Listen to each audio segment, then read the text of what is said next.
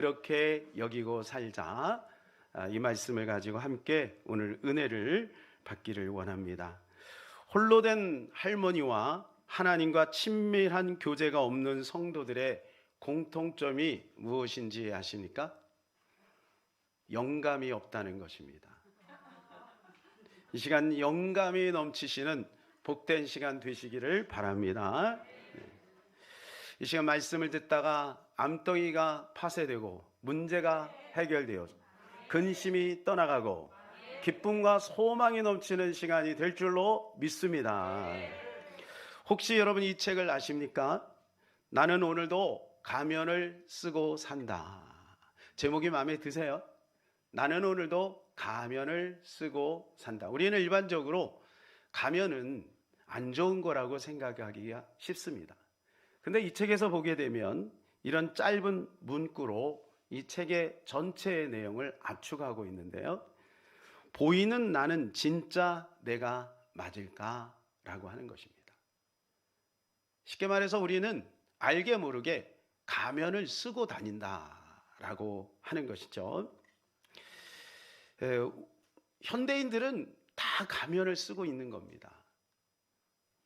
군대에 가면 군인의 가면을 쓰고, 직장에 가면 부장의 가면, 대리의 가면을 쓰고, 그리고 또 학교에 가면 선생의 가면을 쓰고, 집에 가면 아빠의 가면, 엄마의 가면을 쓰고 있다는 거죠. 그런데 홀로 있을 때는 그 가면을 벗고 뭔가 그 괴리감 때문에 힘들어하는 것이 우리 현대인의 모습이 아닌가 생각이 되어집니다.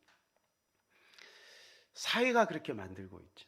세상이 이렇게 만들고 있죠. 그래서 이 책에는 이양 가면을 쓰는 거, 좋은 가면을 쓰자는 이야기입니다. 얼마 전 제가 다니는 학교에서 중남미 문화원이라는 곳을 방문했습니다. 이곳을 가보니까요, 참 새로운 것들이 많이 보이더라고요. 이것을 만드신 분이 이복형 원장님과 그 아내 송갑표 이사장인데요. 이분이 각각 90세, 88세예요. 지금도 아주 정정하십니다. 그리고 크리스찬이고요. 아주 신실하게 그 안에서 믿음 생활을 잘 하고 계시고, 또 이 남미 안에서 어떻게 복음이 증거됐는지에 대한 그런 구체적인 많은 사료들을 모아놨어요. 남미에서 한 36년 공관원으로 있으면서 이제 여러 가지 많은 유물들을 모아가지고 이곳에 이제 진열을 해둔 것이죠. 참 신기한 것들이 많이 있더라고요. 그 중에 제 눈을 이렇게 제 눈에 들어온 그런 한 곳이 있었는데, 가면들이 그렇게 많은 것을 보게 되었습니다. 가면이 얼마나 많은지요. 예, 그 다음 가면이 굉장히 많이 붙어 있더라고요. 그 중에는 인상 깊은 세 가지 가면을 여러분들에게 한번 보여드리려고 하는데요. 첫 번째는 인생 석가면입니다. 돌로 만들어진 가면이에요. 이거는 쓰고 다니기는 힘든데 상징적으로 만들어 놓은 것 같아요. 자, 가운데 있는 굉장히 의욕이 넘치는 것이 우리 인생의 전성기를 뜻하는 것입니다. 근데 양쪽을 약간 싹 벌려놓은 게 쭈글쭈글하죠. 그 이제 나이가 늙은 모습이고요. 그리고 겉으로 이렇게 드러나 있는 것이 해골입니다. 이것은 무슨 말이냐면은 우리 인생은 태어날 때부터 전성기를 지나서 점점 죽음에 이르게 된다. 죽음하고 이게 맞닥뜨려 있다는 것을 이야기해주고 있는 것이죠. 한 번쯤 우리 인생에 삶과 죽음에 대해서 생각하게 하는 그런 좋은 의미의 가면이 아닌가 생각이 되어집니다. 또 가면은 검은색과 흰색이 함께 있는 가면이에요. 눈이 세 개죠. 그래서 이쪽으로 돌리면 하얀색, 이쪽으로 돌리면 검은색인 거예요. 근데 내가 원할 때 이렇게 돌렸다가 이렇게 돌렸다가 할 수 있는 거죠. 두 가지 얼굴이 우리 가운데 있다라고 하는 것을 알려주는 것 같아요. 자, 또 한 가지는 뭐냐면 지금 이 원주민들이 이 카톨릭 교도들에게 보내는 메시지를 담고 있는 가면입니다. 저게 천사의 가면인데요, 가운데 중간에 보게 되면 악마가 있어요. 그러니까 원주민들이 볼 때는 그들이 그 유럽에서 온 가톨릭 교도들이 포교를 한다고 생각하고 있지만 사실은 그들은 정복을 하고 있었다라고 보고 있는 거예요. 그러니까 너희들은 지금 우리한테 겉으로는 포교를 하는 것 같지만 실제적으로는 정복을 하고 있는 것이야 라고, 그들은 힘이 없으니까 뭔가 메시지를 전하고 싶은데 어떻게 메시지를 전하냐면 이 가면을 통해서 메시지를 전하는 거예요. 그래서 너희가 가면을 벗어야 된다. 예. 이렇게 해요. 가면을 벗어야 된다. 그러니까 무슨 말이냐면 그들이 가면을 쓰고 있는 건 가면을 벗으라는 얘기죠. 그러니까 여러분, 우리가 가면을 쓴다는 이야기는 거기에 메시지가 있는 거예요. 오늘 본문 말씀을 읽어볼까요? 시작. 이와 같이 너희도 너희 자신을 죄에 대하여 죽은 자여 그리스도 예수 안에서 하나님께 대하여는 살아있는 자로 여길지어다. 저는 여기 여길지어다라고 하는 이 말씀에 주목해보고 싶어요. 이 말씀이 얼마나 우리에게 은혜가 되는지요. 이 말씀은 이런 말이에요. 너는 그렇지 않아. 그런데 그렇게 여겨라. 아직은 부족하지만 그렇게 여기고 살아라. 그 말씀인 것입니다. 여기라는 말은 원어가 간주하라는 거예요. 그렇게 생각하라는 거예요. 그렇게 생각하라. 그렇게 되려면 시간이 필요하죠. 그렇게 되는데 아직 내 수준이 미치지 못하죠. 그런데 주님이 정의하신 것이 뭐냐 하면 너희는 그리스도의 사람이고 너희는 하나님의 사람인 것을 먼저 인정하고 선포하고 그렇게 살라는 거예요. 여러분, 우리가 신앙생활 하면 할수록 좌절이 와요. 안 되어지는 나를 보면서 자꾸 좌절이 와요. 그때 우리가 그것을 포기하고 높은 단계로 올라가는 것을 포기하고 낮은 단계로 그냥 내려가면 편하긴 하지만 그것은 주님의 목적이 아니에요. 주님의 의도가 아닌 거예요. 이 시련을 잘 극복하고 우리는 높은 단계로 올라가서 그리스도 예수 안에서 신실한 하나님의 군사가 되기를 주님은 원하시고 있는 거지. 그래서 첫 번째는 뭐냐? 죄에 대해서 죽은 자로 여기라. 우리 11절 다시 읽어볼까요? 이와 같이 너희도 너희 자신을 죄에 대하여는 죽은 자여 그리스도 예수 안에서 하나님께 대하여는 살아있는 자로 여길지어다. 죄에 대하여 죽은 자로 여기라는 거예요. 우리가 죄가 아직 있잖아요. 죄가 있는데 그 죄가 해결된 사람처럼 그렇게 살으라는 거예요. 그렇게 믿으라는 거예요. 마귀가 유혹할 때, 죄가 유혹할 때, 아니야, 나는 이제 죄에 대해서 죽은 자야. 이렇게 선포하고 믿으라는 거죠. 갈라디아 2장 20절을 읽을 때마다 너무 송구하지 않아요? 그리스도 예수 안에 십자가에서 우리는 못 박힌 자다, 죽은 자다 이렇게 얘기하고 찬양도 멋들어지게 하고 있지만 여러분, 우리가 펄펄 살아있는 것을 우리가 느낀단 말이에요. 그럴 때마다 너무나도 죄송스럽고 내 자신을 볼 때 참 마음이 힘든 거예요. 그러나 우리가 그리스도 예수 안에 이미 십자가에 죽은 자로 여기며 살라는 거예요. 사도 바울은 로마에 있는 교인들이 이 갈등을 하고 있는 것을 알고 있는 거예요. 하나님은 우리가 창세 이후에 계속해서 쓰러지고 넘어지고 자빠지는 것을 알고 있는 거예요. 여러분, 이스라엘 백성들을 보세요. 이스라엘 백성들은 엄청난 기적을 경험하지 않았어요?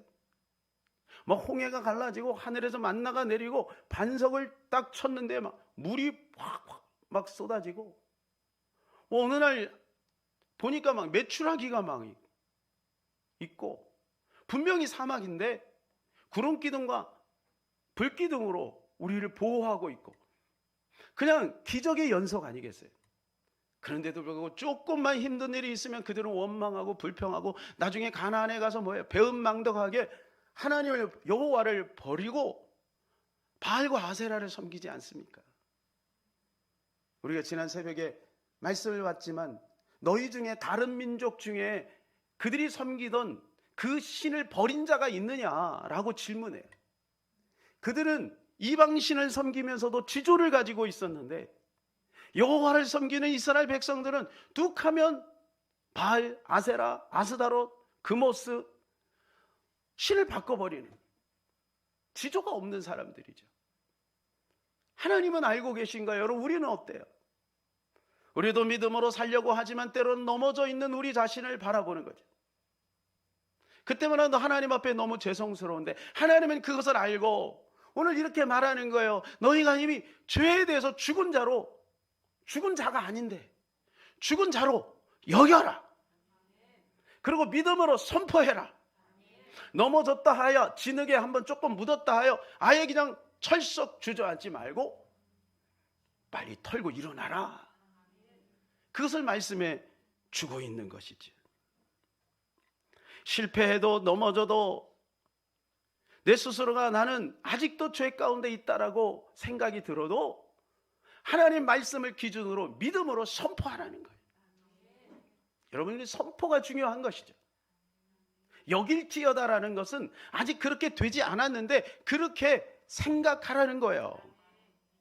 두 번째, 하나님께는 살아있는 자로 여기라는 거예요. 11절 다시 한번 읽어볼까요? 이와 같이 너희도 너희 자신을 죄에 대하여 죽은 자여 그리스도 예수 안에서 하나님께 대하여는 살아있는 자로 여길지어. 죄에 대해서는 죽고 하나님께 대해서는 살아있는 자로 여겨라 라는 말이에요. 여러분, 우리가 처음에 신앙생활 할 때 예수 믿은 게 얼마나 감격스럽고 얼마나 감사한지 몰라요. 눈물도 나고요. 나 이제 믿음으로 살려고 막 결심을 하고요. 그런데요, 시간이 지나면서 자꾸 좌절이 옵니다.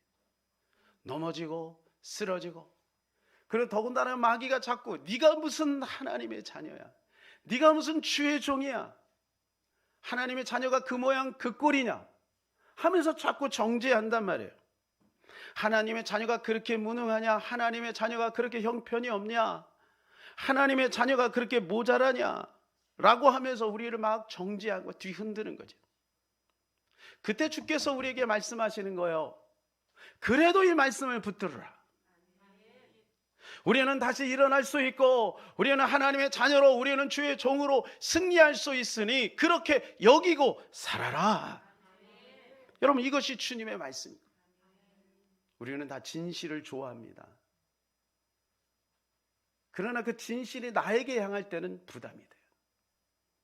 우리가 매스컴에서 보면 정치인들의 잘못된 것들이 막 드러나면요, 어떨 때 막 고소하잖아요. 그 진실이 다른 사람을 향할 때는요, 박수를 치고 좋아하지만 그 진실이 나를 향할 때는 부담이 되고 아픈 거예요. 그래서 우리가 예배를 드린다는 것은 자꾸 진실을 만나는 거죠. 진실을 만나다 보니까 어떻게 마음이 아픈 거예요. 히브리서 4장 12절입니다. 하나님의 말씀은 살아있고 활력 있어 좌우의 날선 어떤 검보다도 예리하여 혼과 영과 관절과 골수를 찔러 쪼개기까지 하며 또 마음의 생각과 뜻을 판단하나니.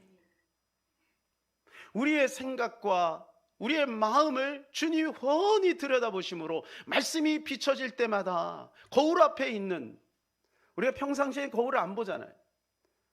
근데 거울을 이렇게 보면 어이구 머리가 흐트러졌네 보이잖아요. 평상시에 잘 모르고 살다가 예배 가운데 말씀 앞에 딱 부닥치면 찔리는 거예요.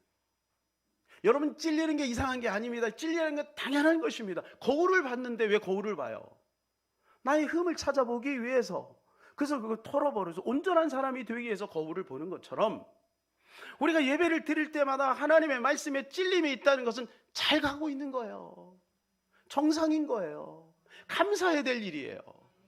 그러나 하나님의 말씀을 들으면 찔림만 있는 것은 아니죠. 위로도 있고 은혜도 있는 것이죠. 로마서 3장 25절입니다. 이 예수를 하나님이 그의 피로 믿음으로 말미암아 화목제물로 세우셨으니 이는 하나님께서 길이 참으시는 중에 전에 지은 죄를 간과하심으로 자기의 의로우심을 나타내려 하심이니. 우리가 지은 죄를 간과하신다는 거, 모른 척 하신다. 우리가 얼마나 많은 죄를 졌어요. 하나님이 낱낱이 구석구석 조목조목 파헤친다면요, 우리가 어떻게 이 자리에 있겠어요. 주님이 눈 감아 주니까 이 자리에 있는 거죠. 그래서 하나님의 말씀을 들을 때는 위로도 있고 소망도 있지만 때로는 우리 자신을 돌아보게 하시고 찔림도 있는 거예요. 그러니까 하나님 말씀을 들을 때 우리 안에 여러 가지 양가 감정이 있는 것은 당연한 겁니다. 그럴 때 기억해야 될 것은 뭐냐? 너는 승리자고, 너는 회복된 자고, 너는 하나님의 자녀인 것을 기억하고 그렇게 여겨라. 아직 수준 미달이고, 아직 부족하고, 아직 모자라지만, 그러나 그렇게 여기고 살으라는 거예요. 왜냐하면 우리가 이 땅에 살 때 마귀가 있고 세상이 있고 육체가 있기 때문에 우리가 자꾸 넘어질 수밖에 없는 거죠. 그걸 당연하게 여기서는 안 되겠지만, 그러나 넘어진 자리에서 다시 말씀을 붙들고 일어서라는 거예요. 여러분, 이게 긍정적인 사고방식인가요? 이게 적극적인 사고방식인가요? 말씀이 그렇게 말씀하고 있잖아요. 그렇게 여기라는 거예요. 안 되어지는 나 때문에 그것을 진실인 양, 그것을 가면으로 쓰지 말고, 부족하고 연약하지만 하얀 가면을 쓰라는 거예요. 그렇게 믿음으로 나가면 어느 순간인가 그 가면 안에 있는 내가 가면처럼 바뀌어 있는 것을 보게 된다. 이것이 바로 하나님의 은혜인 것이죠. 역사 속에 자기의 실체를 숨기고 목적을 이룬 사람들이 많이 있습니다. 이것은 역사 속에서는 이 사람들을 나쁜 사람으로 평가하기도 하지만 지혜로운 사람으로 평가하기도 하죠. 그 중에 제가 한 사람을 소개하려고 하는데요. 로마의 초대 황제를 여러분 아십니까? 아우구스투스. 이분은 워낙 옥타비아누스였습니다. 카이사르가 로마를 재건하였는데 이 카이사르의 양 아들로 입적이 되죠. 친자가 아닙니다. 그런데 무려 40년을 로마를 통치하고 팍스 로마나, 그러니까 로마의 평화시대 200년을 시작하는 초석을 놨는데 쓰임받은 사람입니다. 카이사르는 어떤 사람이냐면 굉장히 용감한 사람이었어요. 이 사람이 카이사르인데 아주 용감하고 전쟁을 잘하는 사람이에요. 그러니까 능력이 있다 보니까 그때 로마는 원로원 체계거든요. 원로원 제도를 가지고 있었단 말이에요. 그러니까 원로원에서 결정하는 것이 법인 거예요. 그런데 이 사람이 독재를 하기를 원한 거죠. 그러니까 왕정체제를 세우고 싶은 거예요. 그러니까 원로원에서 가만히 있겠습니까? 그래서 결국은 원로회에서 모함을 해가지고 이를 암살을 합니다. 암살할 때 가장 앞장선 사람이 브루투스예요. 브루투스. 그래서 그 카의 말에 딱 죽을 때 앞장선 그 브루스트의 눈을 이렇게 보면서 이런 말을 했죠. 여러분 유명한 말인데 기억하세요? 브루투스 너 맞아. 누가 아시네요? 이게 굉장히 유명한 말이에요. 브루투스 너 맞아 하고 죽었어요. 이것을 옥타비아누스가 본 거죠. 이 스토리를 알지 않겠습니까? 그는 원래 몸이 허약한 사람이었어요. 유약한 사람이에요. 성격도 그렇고. 그래서 그런지 이 사람이 지혜를 짜낸 겁니다. 겉으로는 원로원 체제를 인정하는 거예요. 그래서 민중과 원로회에서 그를 독재권을 줬어요. 아마 원로에서 시험 삼아서 한번 해본 것 같아. 그러니까 그것을 모르는 게 아니죠. 그래서 아우구스투스는 아니다. 나는 원로회를 존중한다. 그리고 겉으로는 원로회를 존중하고 속으로는 자기의 목적을 이루어 나가요. 그래서 왕정 체제를 이루어요. 그래서 그가 초대 교황이 되는 거예요. 아니, 초대 황제가 되는 거예요. 역사는 어떻게 평가하고 있냐면 아우구스투스를 통해서 로마의 왕정 체제가 세워졌다라고 평가해요. 그러니까 이 사람은 자기의 목적을 이룬 거죠. 그가 죽을 때 이런 유명한 말을 남겼습니다. 이것도 여러분 아십니까? 연극은 끝났다. 박수를 쳐라. 자기는 40년 동안 가면을 쓰고 있었다는 거예요. 근데 역사적 평가는 뭐냐 하면 그 목적을 이루었다라는 거예요. 여러분, 우리의 민낯을 보여주면 사람들이 일시적으로 박수를 칠 수는 있어요. 그러나 주께서 이렇게 말씀하시죠. 뱀처럼 지혜롭고 비둘같이 순결하라. 아까 서두에서 우리가 가면을 쓰라는 이야기를 했죠. 어차피 우리는 원하든 원치 않든 가면을 쓰고 다니는 거예요. 여러분 복음을 전할 때도 마찬가지죠. 빵을 주는 이유가 뭡니까? 빵을 주고 복음을 주는 것이 목적인 거죠. 빵이 목적이 아니잖아요. 그러니까 우리에게 이 지혜로움이 필요한 것이다 라고 하는 것입니다. 여러분, 이 이야기를 들으면서 무슨 생각이 드십니까? 저는 문득 이런 생각이 들었어요. 우리 스스로가 알고 다른 사람들이 우리를 향해서 네가 무슨 그리스도인이야, 네가 무슨 하나님의 자녀야, 네가 무슨 목사야 라고 얘기할 때 여러분, 우리가 거기에 속으면 안 된다는 거죠. 상황이 그렇게 말을 한다 할지라도 우리는 말씀을 주장해야 되는 거예요. 말씀은 뭐라고 말씀해 주고 있습니까? 너희는 왕 같은 제사장이라는 거예요. 자, 오늘 말씀 한번 볼까요? 베드로전서 2장 9절입니다. 그러나 너희는 택하신 족속의 왕 같은 제사장들이여 거룩한 나라의 그의 소유가 된 백성이니 이는 너희를 어두운 데서 불러내어 그의 귀한 빛에 들어가게 하시니에 아름다운 덕을 선포하게 하려 하십니다. 우리가 왕은 아니잖아요. 우리가 제사장은 아니잖아요. 그런데 주님이 우리에게 그렇게 규명하고 있는 거예요. 너는 왕이야. 너는 제사장이야. 그런데 여러분, 우리의 연약함을 알고 우리 스스로가 우리에게 이렇게 말해. 네가 무슨,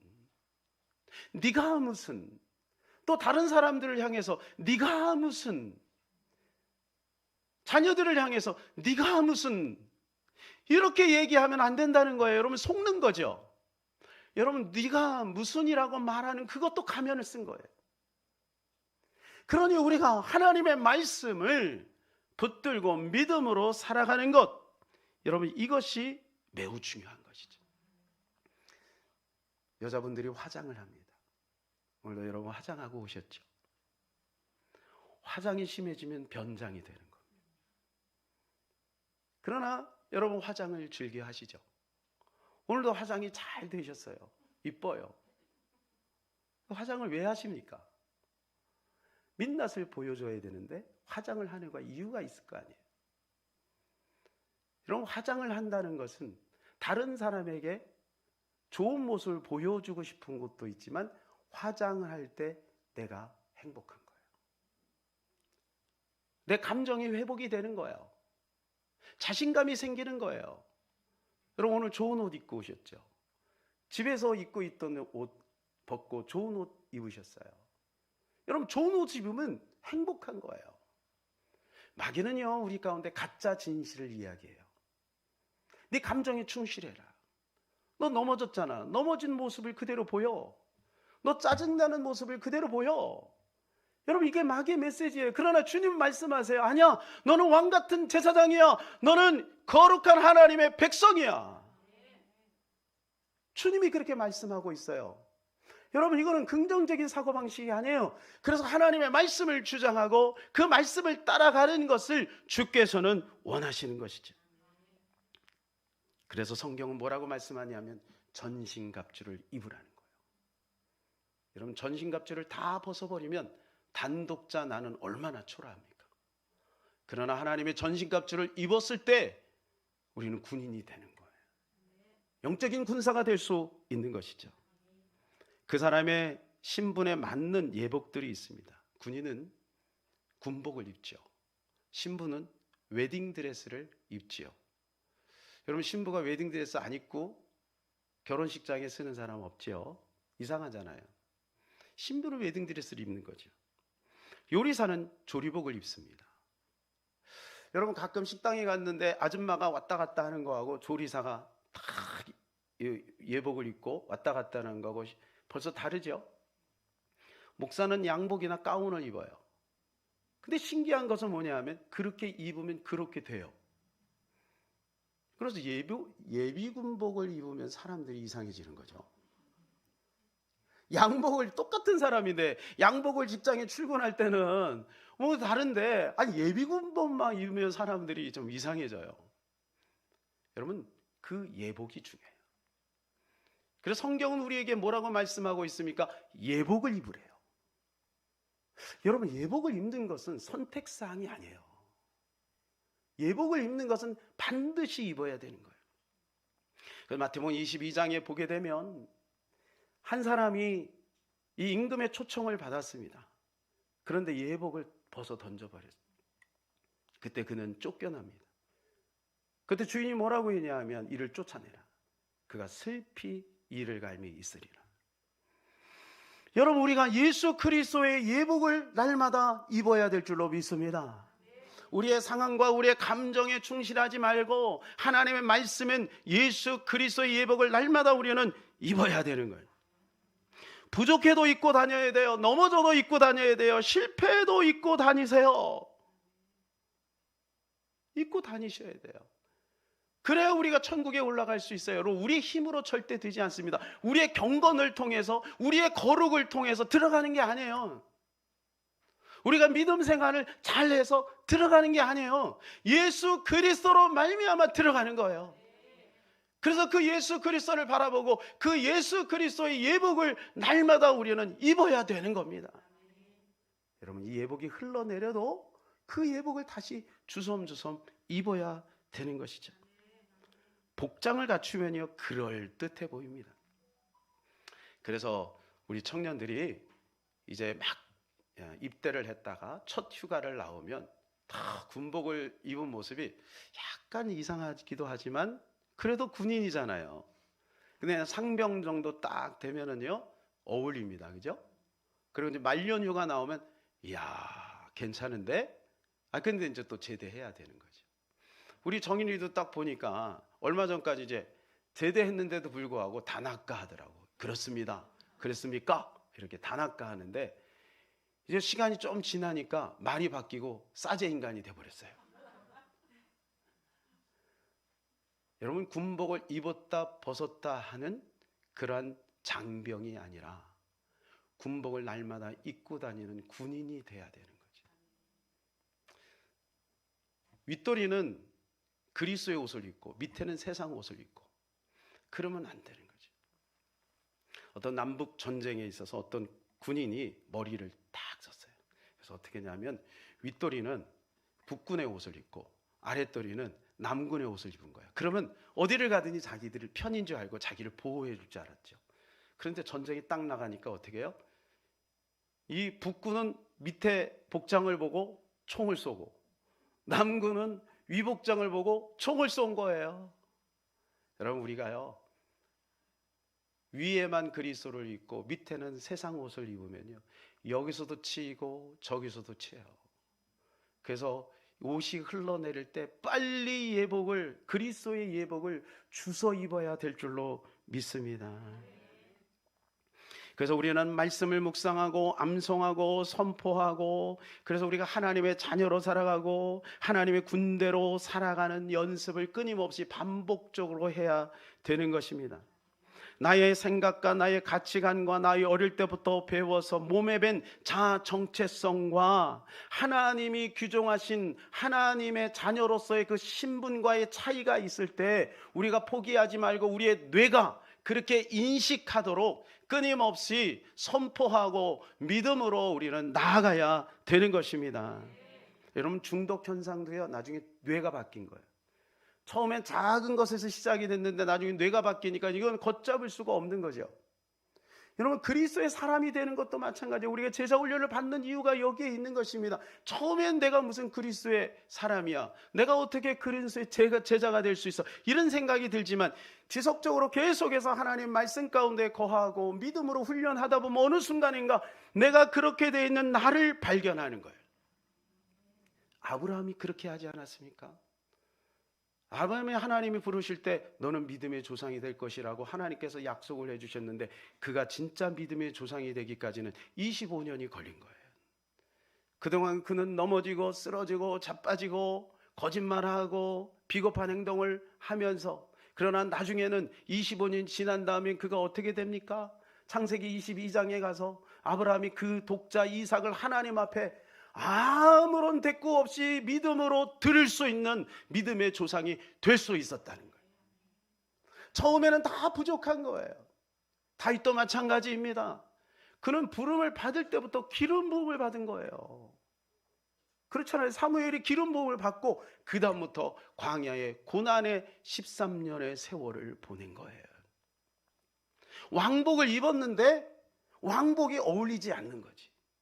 그러니까 하나님께서 광야를 통해서 그를 훈련시키고 나중에는 어울리는 사람이 된 거예요. 그리고 통일 왕국을 이룬 것입니다. 하나님도 어찌 보면 우리를 그렇게 연단하고 있는지 몰라요. 그때 우리가 기억해야 되는 것은 뭐냐면 현실을 붙들어야 되잖아요. 주님이 규정한 것과 나중에 내가 변해야 될 그 사이에 현실이 있잖아요. 그때 여러분 우리 자신이 스스로 낮은 단계로 내려가지 말고 높은 단계로 주님이 주신 그 비전을 향해서 우리는 나가야 되는 것이죠. 그래서 여기라는 거예요. 아직 갭이 있고 아직 연약하고 아직 부족하지만 그렇게 여기라는 거예요. 나는 죄에서 해방된 자야. 그리스도 예수 안에 있는 자는 결코 정죄함이 없나니 그리스도 예수 안에 생명의 성령의 법이 죄와 사망의 법에서 너를 해방하였습니다. 주께서 이렇게 말씀하고 있으니 그 말씀을 믿고 그렇게 여기고 담대하게 나아가라는 것입니다. 몸이 아플 때 그렇지, 나는 고침받았지, 이렇게 선포하는 거, 이게 믿음인 거예요. 여기라는 것이 바로 믿음 아니겠습니까? 문제가 여전히 있지만 그렇지, 이미 해결되었지 라고 여기라는 거예요. 왜요? 요한복음 19장 31절에 주님이 다 이루었다 라고 말씀하셨죠. 아쉽다 이렇게 말씀 안 하셨어요. 다 이루셨습니다. 여러분 믿으시기 바랍니다. 저와 여러분의 모든 문제를 주님이 다 이루신 줄로 믿습니다. 다 이루셨어요. 그러니까 이것은 거짓이 아닙니다. 그렇게 여기고 사세요. 죄에서는 죽었다. 나는 하나님께 대해서는 살았다. 그리고 그리스도 예복을 입으세요. 그래서 오늘 본문에 뭐라고 말씀은 그리스도 예수 안에서라고 말씀하고 있죠. 그리스도 예수 안에서. 마틴 루터가 어느 날 이렇게 잠자리에 누우려고 하는데 침대에 뭐가 있는 것이 느껴졌어요. 그래서 얼른 탁 불을 딱 켰는데 거기에 악한 영이 앞에 딱 있는 거예요. 그때 마틴 루터는요 이렇게 소리했어요. 사탄 겨우 너였구나. 그걸 불 끄고 잤대요. 루터가 처음부터 그러지 않았습니다. 사진을 보여주시면 그러니까 루터가 성경 번역을 이제 종교 개혁을 이렇게 일으키는 당시에 성경 번역을 하던 장소였어요. 저기 이렇게 있는데 마귀가 자꾸 나와서 정죄하는 거예요. 야, 네가 무슨 종교 개혁을 일으키냐? 너에게 무슨 그렇게 힘이 있느냐? 야, 저 사람도 너를 배반하고 갔잖아. 그리고 네 꼬락지를 좀 봐라. 네가 무슨 종교 개혁을 일으킬 수 있어? 이렇게 매일 저녁마다 나타나서 괴롭히는 거야. 너무 괴로워서요. 그가 쓰던 잉크병을 벽을 향해 그 마귀를 향해서 탁 던진 거예요. 그 흔적이 지금도 있대요. 처음엔 그랬던 사람이에요. 그런데 그가 얼마나 많은 갈등과 시행착오와 하나님 말씀 붙들고 몸부림치는 그 과정들을 통해서 나중에는 마귀가 자기를 정죄하는데도 사탄 너였구나. 그리고 여러분 사탄이 그 얘기 들을 때 얼마나 기가 막혔겠어요. 괴롭히려고 하는데 신경도 안 써요. 여러분 우리도 그런 날이 오는 거죠. 사랑하는 여러분, 우리는 하나님의 자녀로서 믿음의 사람으로서 승리할 수 있는 길이 다 열려 있는 것입니다. 하나님께서 그 길로 우리를 이끌고 나가시는 것이죠. 이제 결론을 맺겠습니다. 우리는 죄에 대해서는 죽은 사람입니다. 하나님께 대해서는 살아있는 자입니다. 여러분 이것이 주님의 결론이에요. 이것이 주님의 규명이에요. 때로는 우리 안에서 잘못된 메시지가 올 때 기억하세요. 아니야, 나는 하나님의 말씀 안에 있어. 나는 믿음으로 승리할 수 있어. 나는 하나님의 자녀야. 나는 믿음의 사람이야. 우리 가정은 잘 될 것이야. 이렇게 선포하시고 믿음으로 승리하시는 저와 여러분 되시길 예수님의 이름으로 축복합니다. 아멘. 이 시간에 우리 한번 찬양합니다. 세상의 유혹 시험이, 가사의 뜻을 생각하시면서 한번 찬양하기를 원합니다.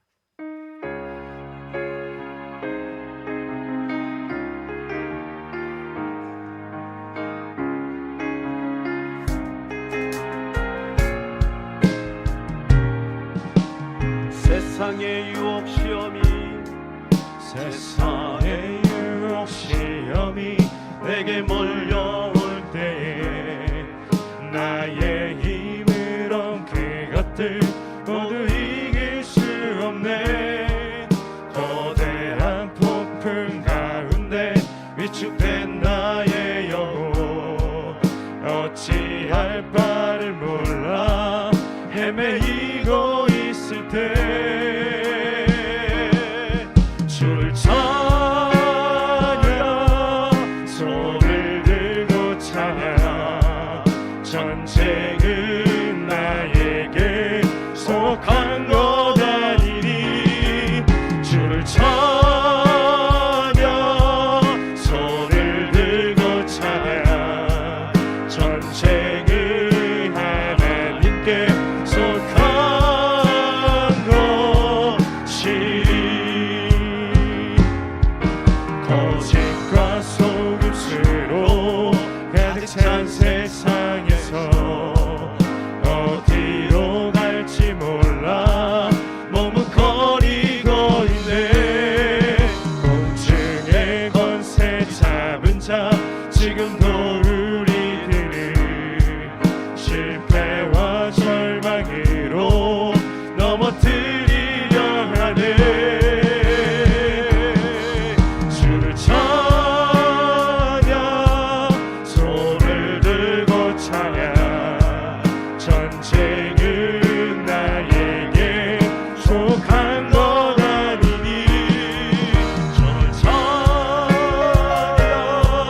손을 들고 찬양 전쟁은 하나님께 속한 것이니 주위를 둘러보며 아무도 없는 듯 믿음의 눈을 들며 보이는 분 계시네.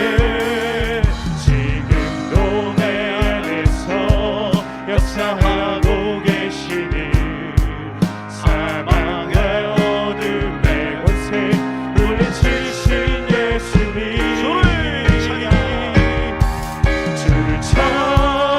찬양 손을 들고 찬양 전쟁은 나에게 속한 것 아니니 주를 찬양 손을 들고 찬양 전쟁은 하나님께 우리 다 그 자리에 일어나셔서 두 손 높이 들고 주를 찬양합시다.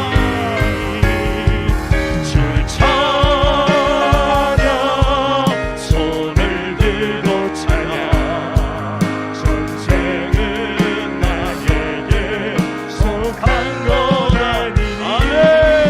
주를 찬양 손을 들고 찬양 전쟁은 하나님께 속한 우리 한 번 더 찬양합니다. 주를 찬양. 주를 찬양 손을 들고 찬양 전쟁은 나에게 속한 것 아니니 아멘. 주를 찬양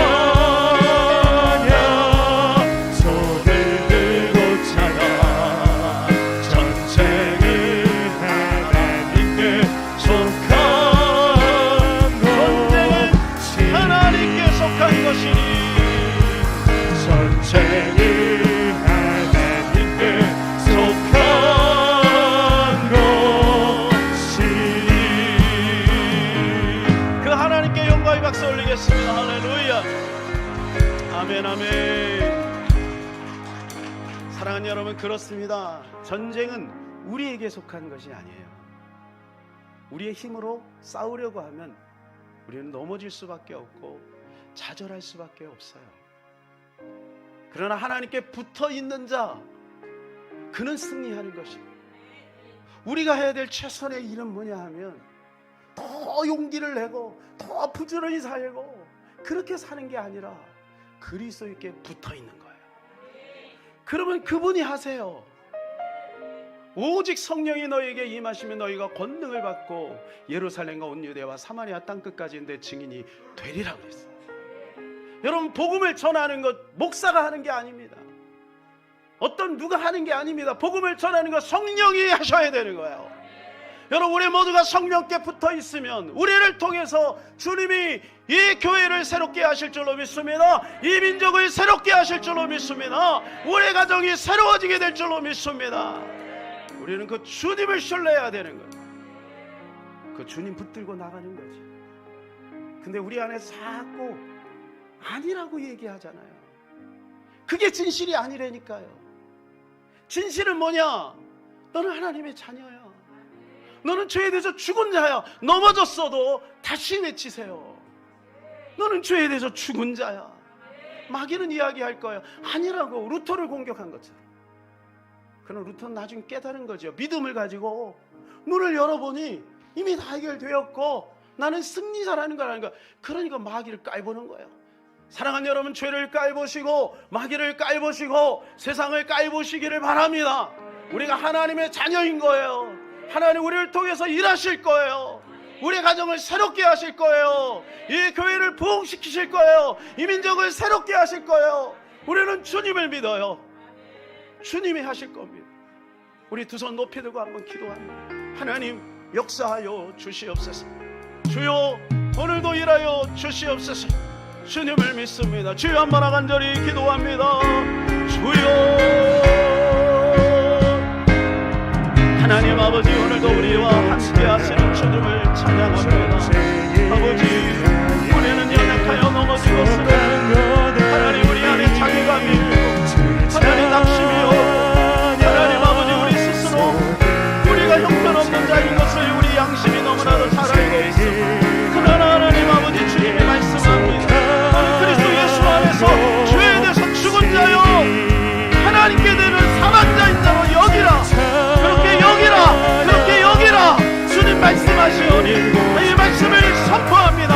이 말씀을 믿습니다. 이 말씀을 선포합니다. 하나님 그렇습니다. 하나님이 하실 겁니다. 하나님이 역사하시고 하나님이 주관하시고 주의 거룩하심이 이 땅에 선포되게 하시고 하나님의 나라가 이루어질 수 있도록 주여 역사하여 주옵소서. 우리 귀한 성도들 낙심하지 말게 하시고 좌절하지 말게 하시고 하나님 오뚜기처럼 일어나게 하시고 주의 약속을 붙들게 하여 주시옵소서. 시간이 필요합니다. 인내하게 하여 주시옵시고 하나님 아버지 온전히 주님을 신뢰하게 하소서. 주님이 역사하실 것을 믿습니다. 주님을 찬양합니다. 하나님 역사하여 주옵소서. 하나님께 속한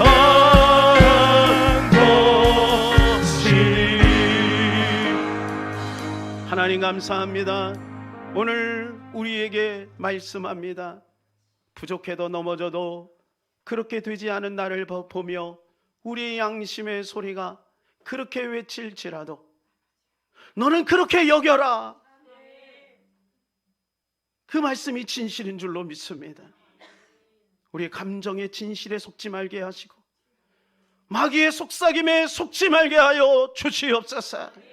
말씀을 주장하게 하여 주시옵소서. 말씀을 선포하게 하여 주시옵소서. 우리는 곧 그렇게 될 것입니다. 이제는 그 입은 옷이 어울리는 그날이 오게 될 줄로 믿습니다. 예수님의 이름으로 기도합니다.